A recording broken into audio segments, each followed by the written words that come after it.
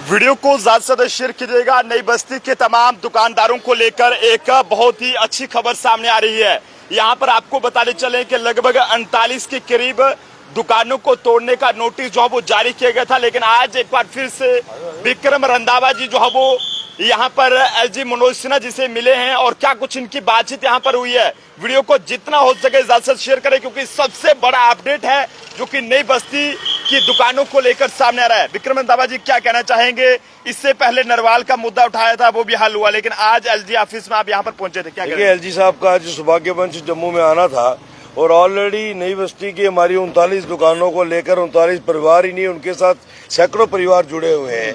एक मूवमेंट जो है जम्मू के अंदर खड़ी हो गई थी और आज सुबह राय भवन में जब बात हुई तो शाम का समय मिल गया मिलने का।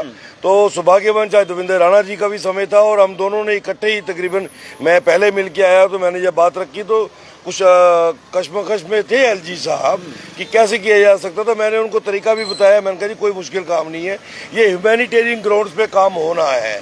सबसे बड़ी बात है कि ये 60-65 वर्षों से उस जगह के लिए किराया देते थे अपनी गाड़ी कमाई में से। तीसरी पीढ़ी जो है इन दुकानों के बलबूते पे पल रही थी। ये कोई बाहरी लोग नहीं है, स्थानीय लोग हैं और जम्मू के विकास में, जम्मू के इकोनॉमिकल विकास में भी इन लोगों का योगदान रहता है। एक दुकानदार है, उसकी वजह से दसों घरों की आगे रोजी रोटी चलती है। तो आपको ये इंसान ह्यूमैनिटेरियन ग्राउंड्स पे इस निर्णय को लेना होगा। लकीली उसके बाद देवेंद्र राणा जी, पवन सिंह जी और उनकी टीम भी आ गई और उनके साथ भी उन्होंने बड़ी पॉजिटिव बात की है। तो अभी होता क्या है कि ये एडमिनिस्ट्रेटिव फैसला होता है, ये इमीडिएटली नहीं लिया जाता है। इस पे पूरा विचार विमर्श होगा, एडमिनिस्ट्रेशन बैठेगी, उसका हिदायत होती है एलजी साहब की। तो एलजी साहब मुझे लगता है बड़े पॉजिटिव थे। और इसके अलावा बिजली के बिलों को और स्मार्ट मीटर्स को लेके मैंने बात की है। मैंने ये 10 सूत्री कार्यक्रम बना के लाया था कि क्यों बिजली के बिल ज्यादा आ रहे हैं, क्यों हमारे लोगों पे बोझ डाला जा रहा है। मैंने से कहा था कि स्मार्ट मीटरिंग आप पहले लगाइए जो पास एरिया है, ग्रीन बेल पार्क है, त्रिकुटा नगर है, चन्नी हिम्मत है, गांधीनगर का ए ब्लॉक है, बी ब्लॉक है, जहाँ पर एक अच्छा तबका समाज का रहता है। हमारा नई बस्ती है, नई बस्ती से नीचे आप स्लम्स में ले लो और बॉर्डर तक ले लो। जिन लोगों की रोजी रोटी का साधन प्रॉपर नहीं है और उनको जब 4-5 हज़ार के बिल आएंगे वो तड़पेंगे।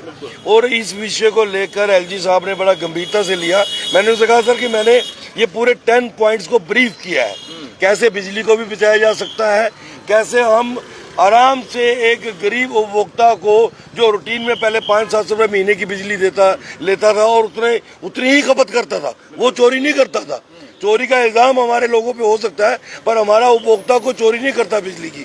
लेकिन मैं ये यकीनन कह सकता हूँ कि एलजी साहब ने बड़ा सीरियसली इसको लिया है और आने वाले दिनों में मुझे लगता है कि स्मार्ट मीटरिंग के ऊपर भी एक बड़ा कदम एलजी साहब उठाएंगे। क्या करें, क्या उम्मीद करें कि अब दुकानदारों को अपनी तरफ से क्या मैसेज रहेगा आपकी तरफ से? देखिए, हमने तो कहा है कि हम आखिरी दम तक इनके साथ लड़ेंगे, आखिरी दम तक, जब तक इनको इनका हक नहीं मिलेगा। नेशनल हाईवे अथॉरिटी को वो हालांकि पहलू अलग था लेकिन कॉज बहुत बड़ा था। वो ठीक तरीके से बात गडकरी तक पहुंच गई, गडकरी जी ने उस पीड़ा को समझा। ठीक उसी तरीके से आज बात एलजी साहब तक पहुंची है और मेरे और राणा साहब के माध्यम से एलजी साहब ने इस इशू को समझा है। मैंने उनको कहा आप इनको 39 परिवार मत लीजिएगा, ये पीढ़ियां हैं, 3 पीढ़ियां एक परिवार की, आप मल्टीप्लाई कर सकते हैं कि कितने लोग जुड़े हुए हैं।